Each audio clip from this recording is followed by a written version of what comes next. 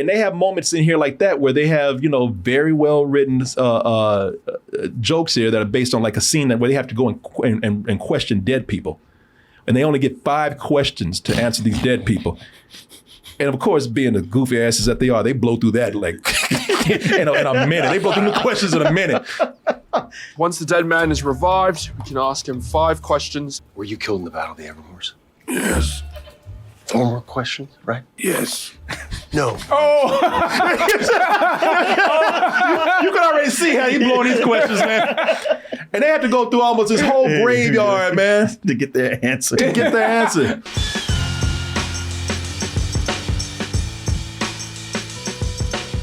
All right, y'all. It has been a weird week and a half for us. We've been doing a lot of traveling between weddings and live shows. We've been missing some things, screenings, and that means that in some ways we've missed reviews. And I was feeling really bad because we missed one of the most anticipated movies of this year, which strangely enough is Dungeons and Dragons. This is the one that a lot of people said that they wanted to see.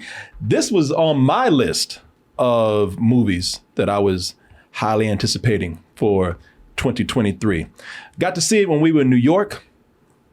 And at this point, everybody was talking about how good the movie is. Of course, me being the conceited person I am, I'll be the judge of that. Ain't nothing said until we say it. All right. Actually, more honestly, I was like, man, with all of this hype that I'm reading for this movie, I hope I'm not disappointed because now I've built my expectations up. Sure. I've read all these positive reviews, seen all these scores. Oh, the movie's so much fun. One of the best of the year. So I tried to keep my expectations, I don't even say low, just reasonable. Did it work? Is it everything everybody's saying out there for myself and Martin over here? Did you see it? Mm-mm. The hell with you then. No. Are we the ones that, again, we got to come out and set people straight. Calm your ass down. It ain't that good.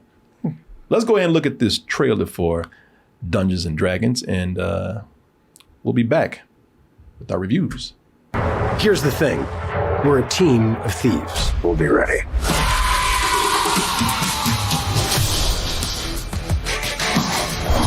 This movie's been out for over a week now. But let me just say, did it come out this past weekend? It came out this past weekend. So it's just, okay, not even a full week then. Okay, so we're all right. But as far as all the praise for this movie, everybody talking about how great this movie is, and everybody talking about how much they love it and it's one of the best of the year, y'all need to quit telling the truth. This is very much one of the movies. I actually enjoyed this a lot. Mm-hmm. I really loved a lot about this movie. And the reason why is because I think this movie is giving people a lot of what they've been complaining about in superhero movies. There's been a lot of things that this movie is delivering on, I feel, that superhero movies have been lacking on. For one, we've been talking about just the overabundance of special effects. A lot of those brought on by superhero films. This has a lot of special effects. If you think there's too many special effects, then this is not helping. But I thought the special effects in this were pretty amazing. I thought they were better than what the trailer actually gave. I thought this was I was very impressed with this, man. And not only are the effects good, but it's one thing to just give people special effects for, just to showcase how much money you got or all the talent you got. Yeah, it gets annoying. No, they do some creative things with this. This is a comedy, all right, straight up. And they do some things in this movie with the effects that lends itself to the comedy, but while also creating an amazing set piece. I laughed so hard when they were running, not only from a dragon, but this fat ass dragon, man. It's a big ass dragon. It was a dragon that they were running from, and it's a chase scene. But this dragon is so fat, he can't get off his ass. He just has to keep rolling after them. And I honestly, I don't know if I'm supposed to be laughing at this. I don't know if this is part of Dungeons and Dragons lore. Fat shaming. But then I'm shaming that dragon because I laughed my ass off at it, man. I thought that was very funny. And I think the humor really works well with the cast that we have here. For one, they talk about how this is a heist movie. I'll go into more of that later. But as far as being a Dungeons and Dragons movie, very much are they keeping the tone of what it's like to play a role-playing game when you have a team. You know, these are people working together. You know, they work and that's why it works as a Dungeons and Dragons movie. And as people want to call it a heist movie, it works that way too, because in both cases, you have to have a team that works together. And a team of specialists who all do something different. And oh yeah, exactly. All of them have their own thing going on. And if you want to call this a heist movie, I like the way they even like showed magic working like technology that we have. You know, communication devices that only work through magic, holograms that are done with magic. You know, it's again well thought out in that area, man. And might I also say, you know, I've been harping on Marvel a lot lately, but I do think that this is capturing, again, if you want to talk about why people are responding to this so well, it's because I think that the humor here is something that is, a lot of this is goofy. A lot of this is silly, but the humor I think is working with somebody like Chris Pine. Chris Pine is very funny in here, but he's deadpan. First of all, he's deadpan without being smarmy. You know, he's not like, I'm not talking about this guy bad, but like Ryan Reynolds smarmy, you know? Yeah. He's just pretty much deadpan. But at the same time, you know, he has flaws. He's not the smartest person in the group, but he's not an idiot. You know, and a lot of humor today has been done on idiotic characters. Right. No, he's very, very charming. I mean, he's the charm of the movie. He's what propels everything. He really is. But again, you know, he has his dumb moments. But he's not, you know, we're not Thor level with him at this point, where he's just, like I said, just an idiot. And the humor, overall, I just thought a lot of these jokes were cleverly written. Now, if you want to get real nerdy with this, they almost had Monty Python moments, if you want to go back that far. So you don't know who Monty Python, do you? He's a snake, ain't he? Yeah. No. Monty Python did absurdist humor, but it was very well written jokes, very smart. And they have moments in here like that where they have, you know, very well written jokes here that are based on like a scene where they have to go and question dead people. And they only get 5 questions to answer these dead people. And of course, being the goofy asses that they are, they blow through that like in a minute. They blow through the questions in a minute. Once the dead man is revived, we can ask him 5 questions. Were you killed in the Battle of the Evermores? Yes. 4 more questions, right? Yes. No. You can already see how he blowing these questions, man. And they have to go through almost this whole graveyard, man, to get their answer. Yeah, and the thing is, I like all these characters, but they're not. The reason why is because, I mean, they're almost guardians in the galaxy in a way, but again, they're not idiots and they're not obnoxious. You know, there's not one character that's doing something that makes you hate them. At least not for me. You know, I don't know. You know, I enjoyed them all. You know, they all had their moments of maybe being an asshole or, you know, again, maybe not being the smartest person out the bunch, but they were all very funny, man. And I thought they were all pretty endearing. And what's his name? Justice Smith. Justice Smith does a pretty good British accent, I thought. But, you know, there's a lot of surprises in here that they don't spoil in the trailer. And I'm surprised it still hasn't been spoiled. They got cameos in here that haven't been revealed. Also, they have, and I probably will spoil this for you in a little bit, just because it's in a clip. But if you were a big fan of a certain Dungeons and Dragons property, they have an Easter egg in there for that, and you have to actually be looking for it because they don't bring it up in the front. It's just something in passing. And I was like, wow, that was my Dungeons and Dragons thing that I love. And I was like, cool. But anyway, looks like you're not enjoying this as much as I am. Yeah. I mean, I'm more in the sell your ass down crowd. It's enjoyable. Don't get me wrong, but there were so many things about it that I was like, wow, I really wanted to like this more. Chris Pratt and Michelle Rodriguez, they make the movie. They got the best personality, the way they play off each other.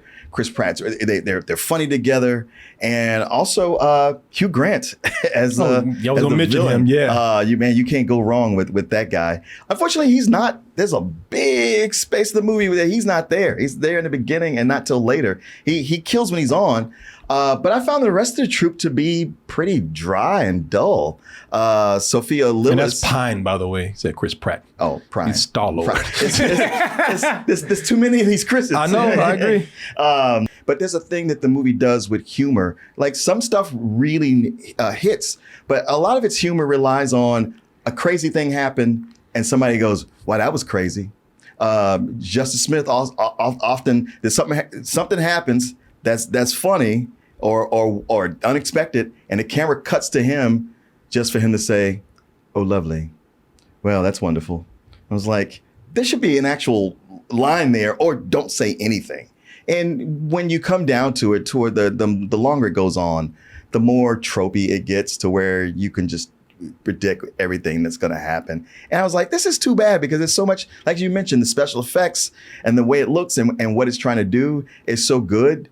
And it's not like it's bad, but it was just so like, man, you got this set up to be something great. And I was like, I wish. And it's long. It suffers from having too many set pieces. It made me think of what we talked about with John Wick 4, where it seemed like, all right, we're coming close to wrapping things up. It's like, now we got a whole big set piece. It's actually a good set piece. I was like, oh, I wish you would have taken out something over here and put that in there. But yeah, that's kind of how I fell on it. I was really wanting to love it, and I was like, this is frustrating for me. Yeah, well, I didn't see any of those things that you said right there, but I mean, not just wrong, but none of those things bothered me. I didn't really see those. I actually enjoyed this a lot.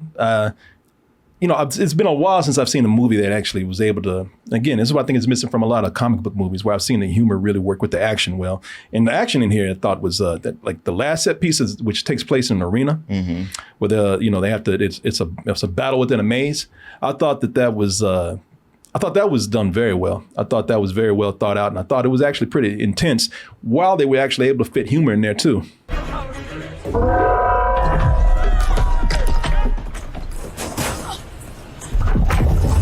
Yeah, you don't. Where you going, girl? I thought that was very intense. I thought it was actually scary in some parts. Yeah, that was a good one.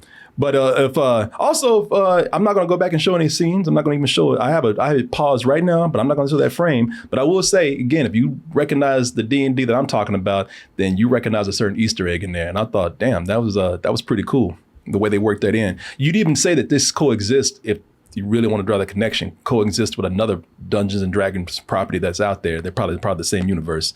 But anyway, I enjoyed this very much, man. It's one of my favorite movies of this year.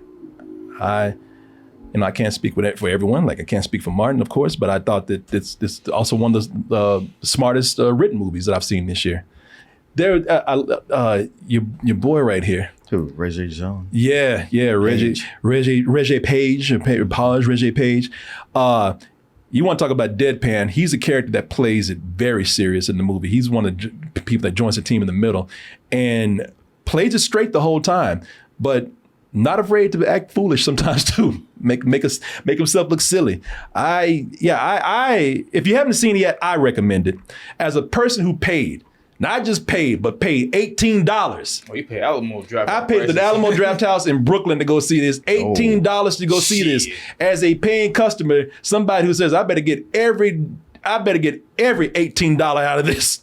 Somebody who paid that much money to see this and expects a lot. I have to say, that's still too much, but I'm not disappointed as a paying customer. I had a good time with this. That was the real test to me. I hardly pay for movies these days. So if I pay for a movie, it better be a goddamn good movie. Because if it ain't, I'm gonna complain. Yeah. Leave I spent money on that. Or I'm gonna come out saying, well, it was a lot, but it was worth it. And for me, it was worth it here. I think it is too long. I don't think it's like over 2 hours. Does not need to be over 2 hours. Does not need to be over 2 hours at all. But yeah, as far as everything else goes, I really did like this a lot. I keep saying that, so I just gave you a rating. I was looking for a picture of Hugh Grant because Hugh Grant is hilarious in this. Yeah. Well, it sounds like you paid full price and you weren't disappointed by doing that. No, I was not. So full price is what I'm going to give this. Yeah, it's a nice Nice full price right there. So yeah, and if you agree with me or you've heard people, that they have the same opinions that I do that you agree with, check it out. But unless you're agreeing with Martin. Yeah, as much as there's the talk of like, well, this is better than the Marvel movies, and this is what they should be doing. I thought it was a lateral move. It's not as smirking. That's certainly gone.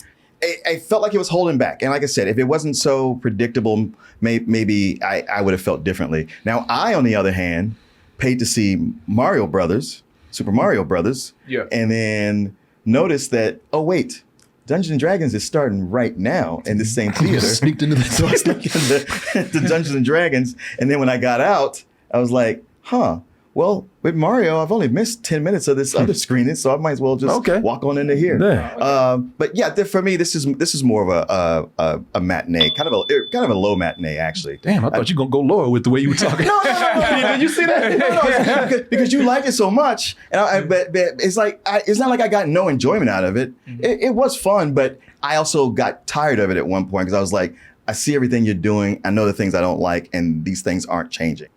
But it's also that feeling of if, or most likely when, they do another one, they'll probably nail it in a way where I'll be on board. And then that's when I'll hate it. Yeah, exactly. Wait, would you give it a matinee though?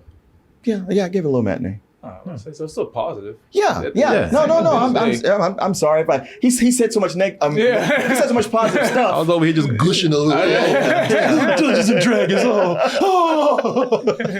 I was sitting there like, man. Yeah. All right. So there you go, folks. He gave this a sneaky matinee. I'll keep talking. I'll make it a rental. Ain't gonna change my. I'll pay for the movie. That's why he budget.